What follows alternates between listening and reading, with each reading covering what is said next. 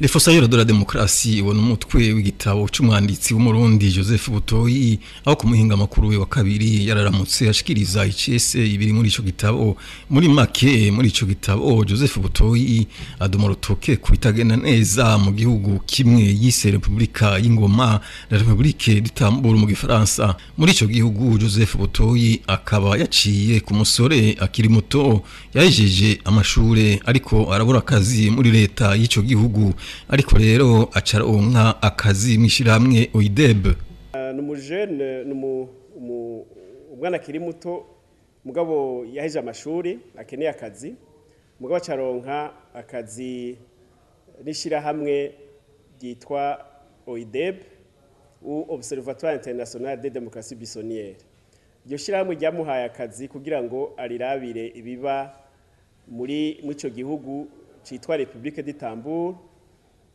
Kubera mu ico gihugu hama hariyo induru zivuye kuba twari imigambwe b'ico gihugu kugeza izo nduru zibuza uwitwa Ban Ki-moon gusinzira.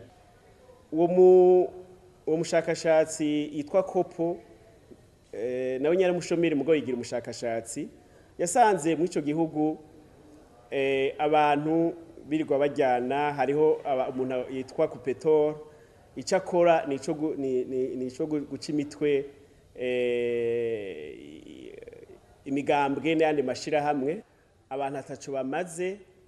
Hanyuma mu gihe abantu bafise ico baterera mu gihugu abantu batwara amashira hamwe akomeye bariko barigizwa inyuma.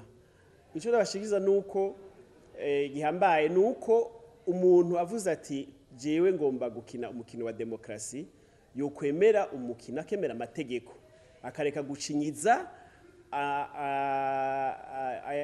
yindi migambwe. Numenya ko uwo mwanditsi w'umurundi Joseph Butoyi yasanzwe kandi ari n'umwigisha ku ishure gisumbuye École Internationale de Bujumbura akabarongoye ishirahamwe ry'abanditsi mu Burundi.